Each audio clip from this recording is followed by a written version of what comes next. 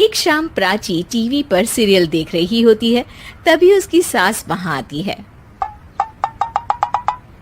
अरे सीरियल में तो ऐसे मग्न है जैसे आज रात का खाना पड़ोसी आकर बनाएंगे। मुझे पता ही नहीं था आपने अपने बेटे की शादी पड़ोस में भी की हुई है। हैं? मतलब? मतलब इस घर में सारा काम बहू ही करती है, आप तो सिर्फ खर्राटे मारती हैं। अच्छा जी, फिलहाल तो तुम आराम फरमा रही हो। चलो जाओ, ये मेरे टीवी देखने का समय है। आहा, इसीलिए मुझे भगाया जा रहा है। सॉरी, अब तो बिल्कुल नहीं जाऊंगी। प्राची की इस बात पर दोनों सास बहू के बीच टीवी रिमोट के पीछे बच्चों जैसे छीना झपटी शुरू हो जाती है, जिसके बीच श्लोक भी काम से घर वापस आ जाता है।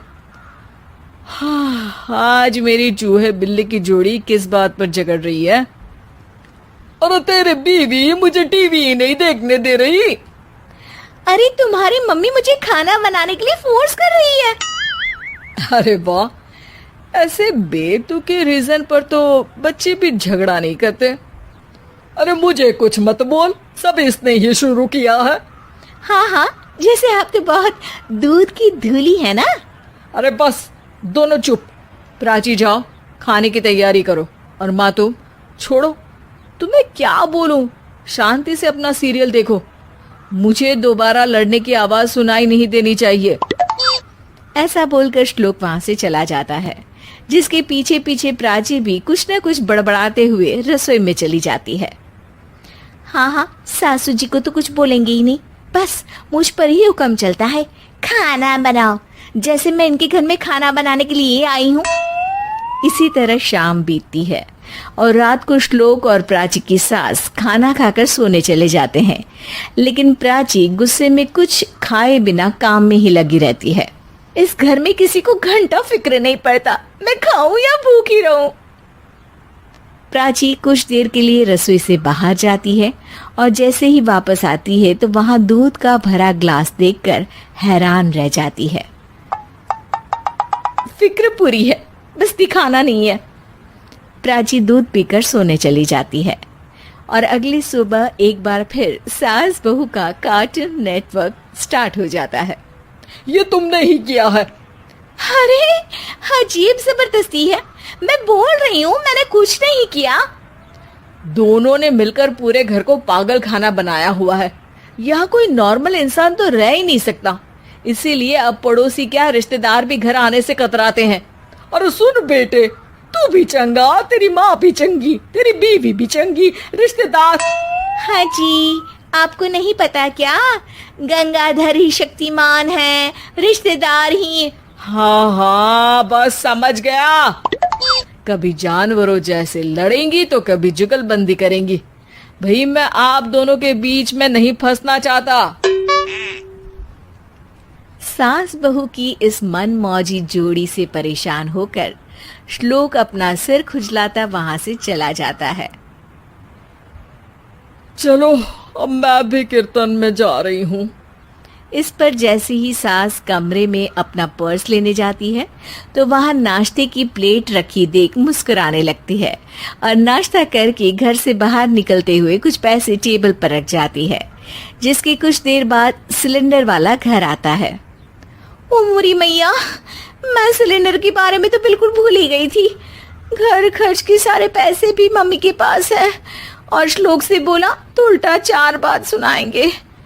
प्राची ये सोच ही रही होती है कि अचानक उसका चेहरा चमक उठता है और वो घर में आकर इधर उधर देखने लगती है। तभी उसकी नजर टेबल पर रखे पैसों पर पड़ती है, जिन्हें वो सिलेंडर वाले को दे देती है। ये सब श्लोक देख लेता है। अच्छा बेटे, इतना बड़ा घोटाला, सबके सामने मैं तेरी दुश्मन और पीठ पीछे तेरी मेरी यारी।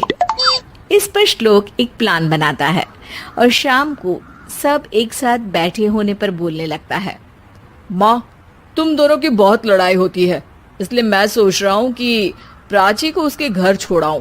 इससे वो भी खुश रहेगी और तुम भी। अचानक श्लोक की ये बात सुनकर सास बहू शौक से उसकी तरफ देखती है। अरे ऐसे कैसे घर छोड़ाओगे?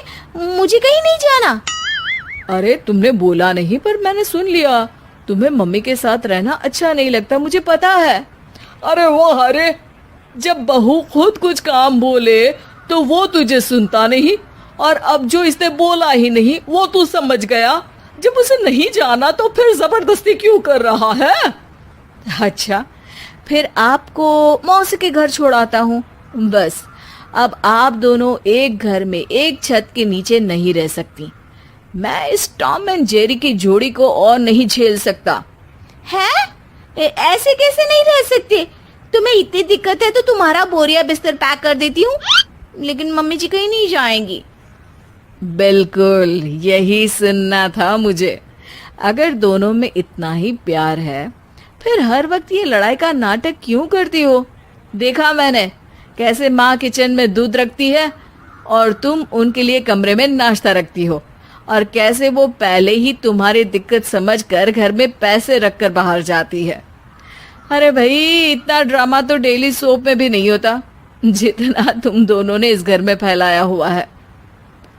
तू हमें टॉम एंड जेरी बोलता है ना, तो याद कर वो दोनों भी एक दूसरे को बाहर वालों की बुरी नजर से बचाने के लिए हमेशा सबके सामने लड़ते थे, लेकिन अकेले में दिक्कत के समय मदद भी तो करते थे। बस हमारा रिश्ता भी कुछ ऐसा ही है। और वैसे भी अगर सास बहू में तू मैं नहीं होती तो दुनिया वालों को कहानियां कैसे मिलेंगी?